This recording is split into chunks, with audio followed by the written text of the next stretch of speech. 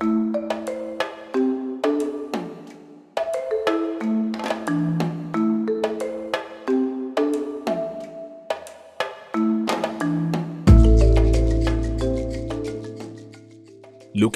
in the northeast corner of Africa is the country of Egypt.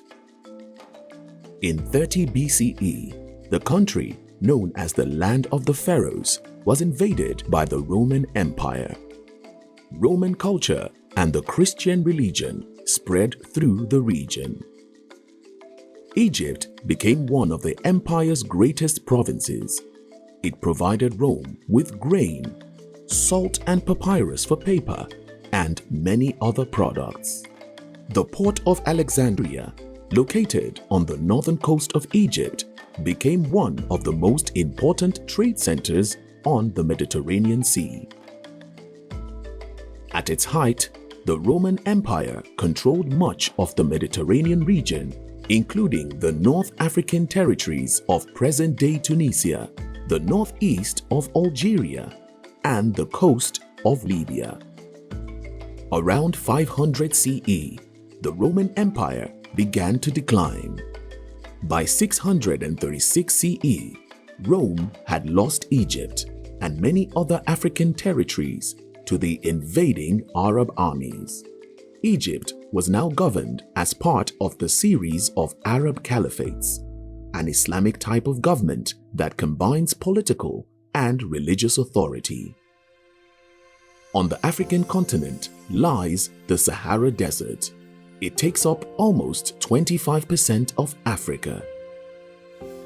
For many years, the harsh climate of the Sahara Desert prohibited trade from being conducted in the region. However, during the medieval period, the demand for gold and salt resulted in the development of successful trade routes and with them, new kingdoms. Trade flourished between Egypt and the newly formed West African nation of Ghana. Ghana had an abundance of resources, including gold. Ghana Kingdom existed from 300 to 1100 CE.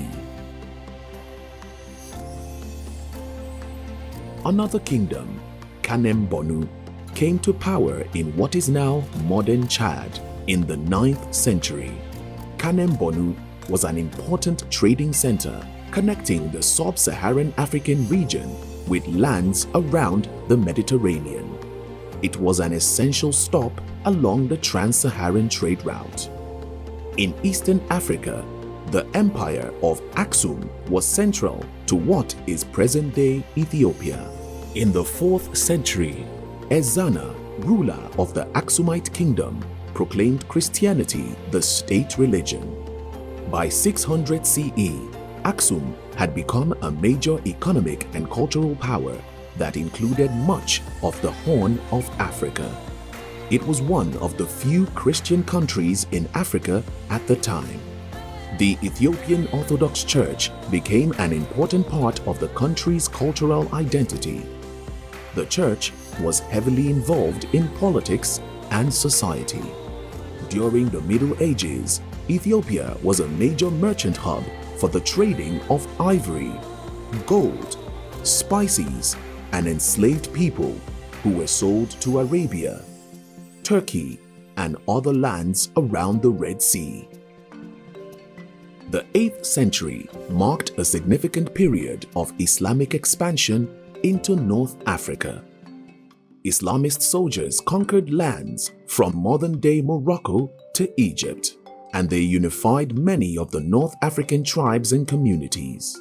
These conquerors converted many North Africans to Islam, creating a large Muslim population in the region. Islamic knowledge and culture also spread. Education was encouraged. Mosques and schools were built throughout Africa. This helped Africa transition from a system of oral tradition to keeping written records to preserve history. East Africa, during the 8th century, saw the origins of the Swahili civilization in the coastal region of what is today Tanzania and Kenya. This region's rise in influence came about as Arab traders settled among the people already living there. Over time, the process of cultural blending led to a distinct Swahili language, culture, and religion. Swahili city-states were a collection of powerful trading ports located along the coastline of East Africa. The Indian Ocean Trading Network was an important part of the Swahili civilization. In the early 1200s, the Ghana Empire was weakening and a new empire began to rise. It became known as Mali. Timbuktu, a city within Mali, became known as a hub of the Islamic faith and a center of knowledge featuring great mosques and the oldest university in sub-Saharan Africa built around 1100 CE. The end of the Middle Ages was marked by a period of increased exploration and trade between Europe and Africa. Around the mid-1400s, Europeans traded manufactured items with African nations in exchange for enslaved people. The trade created an influx of money into the African economy, but the practice was also extremely detrimental to African society. The post-medieval period saw a significant decrease in trade and commerce across the continent. This economic downturn was caused by political fragmentation between African nations and a rise in competition as new sources of goods appeared from Asia and other parts of the world.